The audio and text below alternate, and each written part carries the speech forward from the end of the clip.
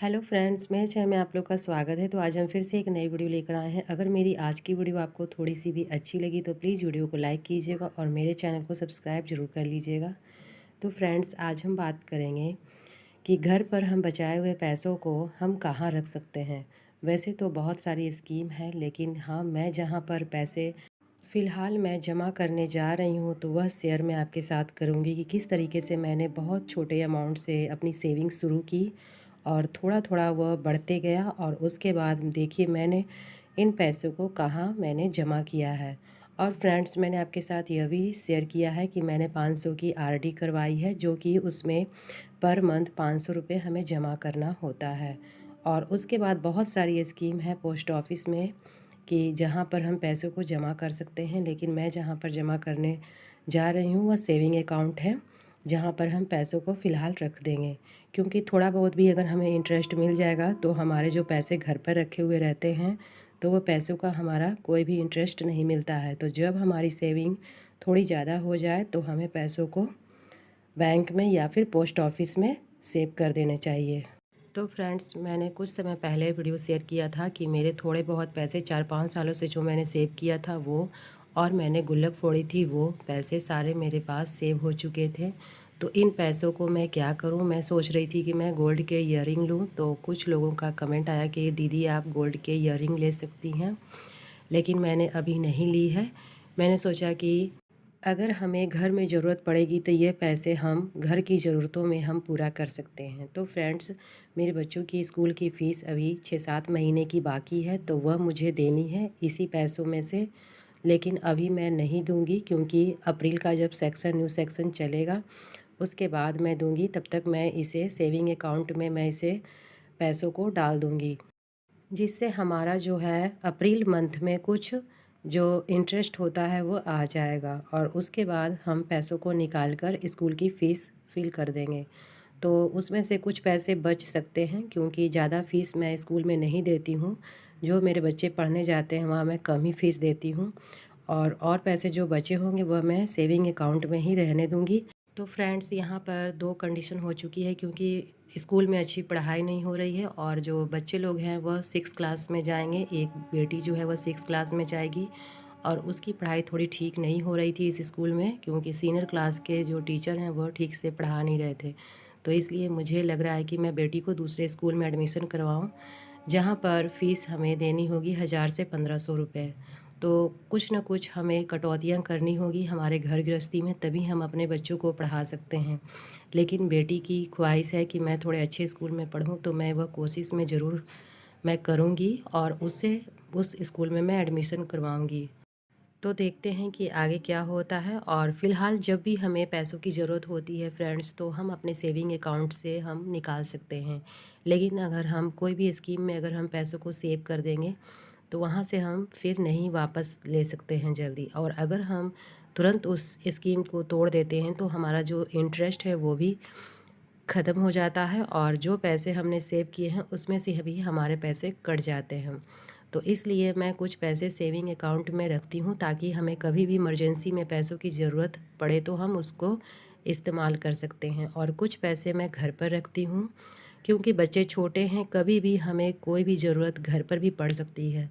तो हमारे घर में भी कम से कम 1000 से 2000 रुपये, 3000 रुपये घर में भी कम से कम रखने चाहिए। तो मैंने इन पैसों को बहुत ही मुश्किलों से बचाया था, अपनी हर इच्छाओं को मार कर बचाया था, क्योंकि जब भी मुझे कोई भी सामान खरीदने के लिए मिलती थी तो उसमें से मैं पैसों को बचा लेती थी। और या फिर मुझे कोई चीज़ खरीदने के लिए अपने ऊपर कुछ भी खरीदने के लिए मिलती थी तो वह भी पैसों को मैं सेव कर देती थी। क्योंकि बच्चे जो हैं उनको हमें पूरी तरीके से अपने से आगे बढ़ते हुए देखना है, और वह चीज़ मेरे अंदर थी। और इस कारण मैं सोचती थी कि मैं अपने बच्चों को कम से कम अच्छे स्कूल में पढ़ाऊँ। हालांकि मेरा यह थोड़ा सपना अभी अधूरा है, जब पूरा होगा तब मैं सोचूंगी कि हाँ, मेरा इतनी मुसीबतों से पैसों को सेव करना मेरा सार्थक हुआ। क्योंकि कोई भी माँ अपने बच्चों को आगे बढ़ते हुए देखना चाहती है, और अपने लिए वो हर मुसीबतों का सामना कर सकती है, लेकिन अपने बच्चों को वो आगे बढ़ाकर ही रहती है। तो फ्रेंड्स, इसके पहले मैंने वीडियो शेयर किया था, जो कि मुझे 1500 रुपये मुझे साड़ी ख़रीदने के लिए मिली थी, लेकिन मैंने नहीं ख़रीदा। और मैंने मार्च मंथ का जो सेविंग चैलेंज है वह मैंने कंप्लीट कर लिया। तो फ्रेंड्स, मार्च मंथ में होली त्यौहार जो हमारे होते हैं और उसमें बहुत सारे खर्चे होते हैं, तो मैं उतने पैसे नहीं बचा पाई थी। तो इस कारण मैंने उन पैसों को सेविंग चैलेंज में मैंने कंप्लीट कर दिया।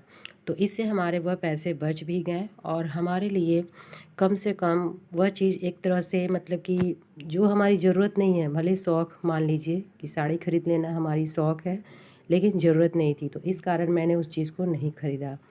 और जब हमें ज़रूरत होती है, कोई भी पर्व त्यौहार ऐसे होते हैं कि जब हमें नए कपड़ों की ज़रूरत होती है, तब हम उस समय हमारा जो ख़रीदना होता है वह ज़रूरी होता है, तब ही मैं साड़ी कपड़े ख़रीदती हूँ।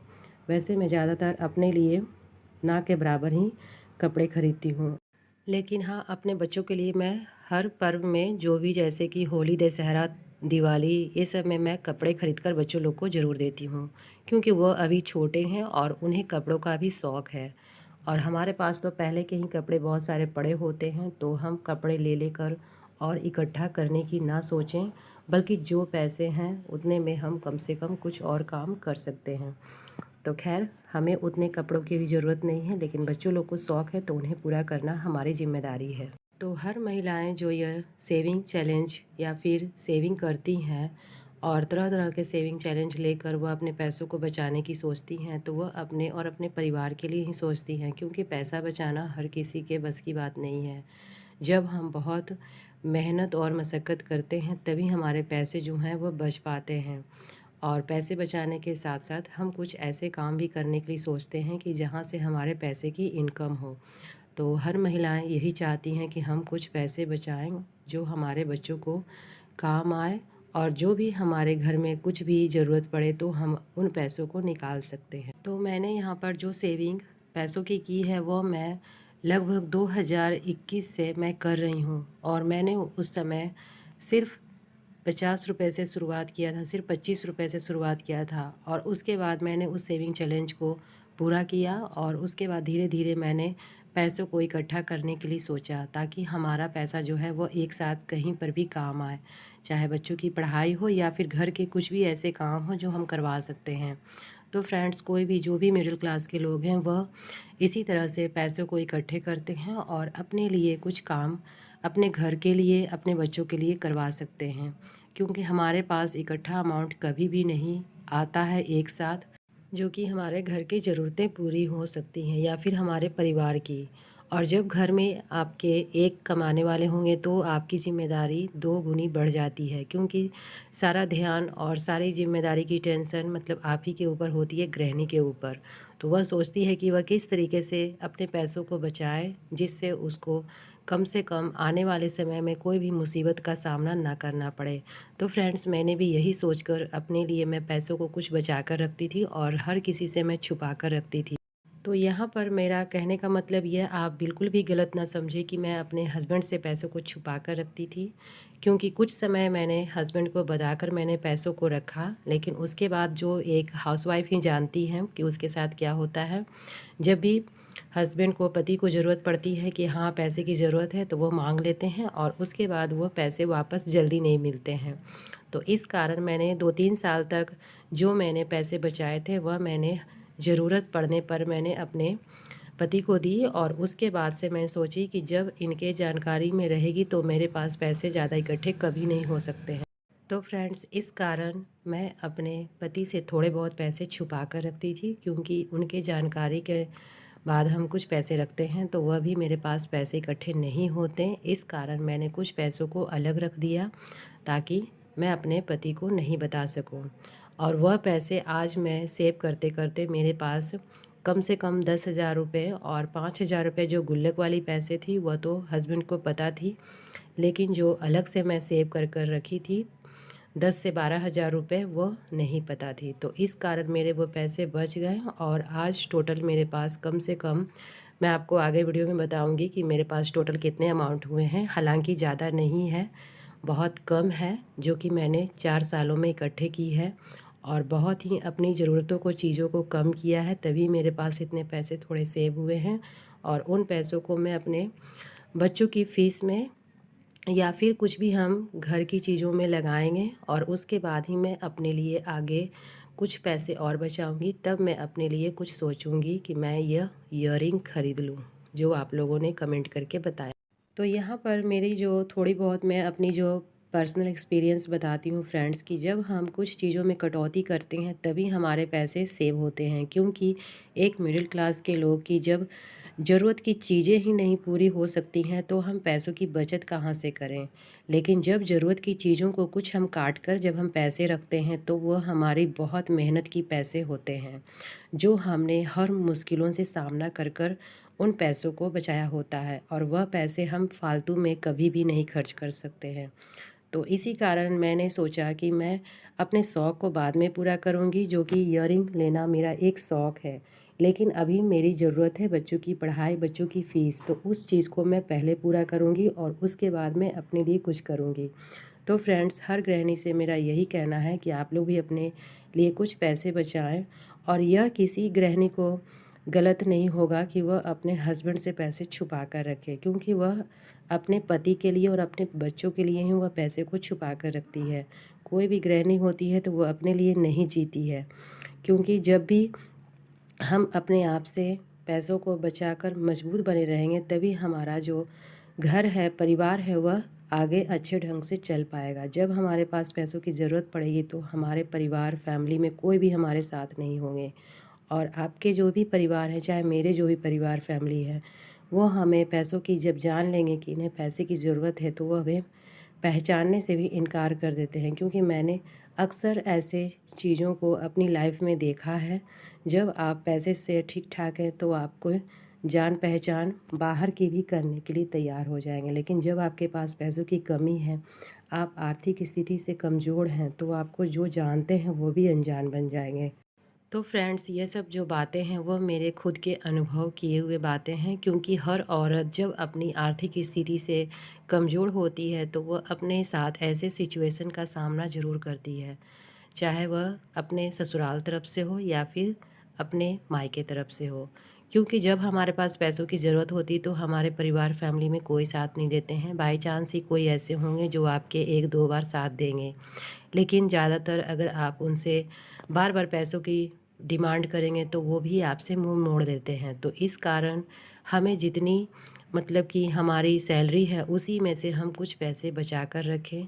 ज़्यादा ना सही, कम से कम कुछ भी हम अपने लिए अलग साइड में कुछ सेव कर कर रखें, ताकि हमारे लिए यह सिचुएशन बार बार ना आए जो हमें किसी के सामने हाथ फैलाने की ज़रूरत पड़े। मैंने कई घरों में देखा है कि बहुत सारे लोग जो हैं वो अच्छी खासी सैलरी उनको मिलती है, लेकिन फिर भी उनको पैसे की ज़रूरत पड़ते रहती है और वो अपने लिए कुछ भी पैसे बचा भी नहीं पाते हैं। और तो और वह अपनी सैलरी के साथ साथ कई कई बार तो कर्ज लेकर बैठ चुके होते हैं, क्योंकि उनके खर्चे ही इतने ज़्यादा होते हैं।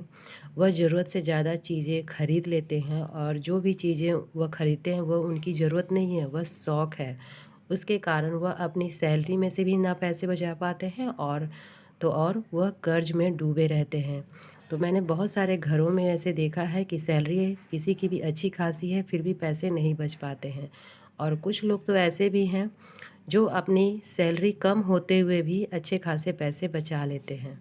तो यहाँ पर देखिए फ्रेंड्स, मेरे पास कम से कम 16 से 17 हज़ार रुपये हैं, जो कि मैंने बचा कर रखे थे, और इन पैसों को मैं सेविंग अकाउंट में डाल दूंगी, ताकि हमारा जो अप्रैल का मतलब कि इंटरेस्ट है जो अप्रैल में आता है वह मिल जाए।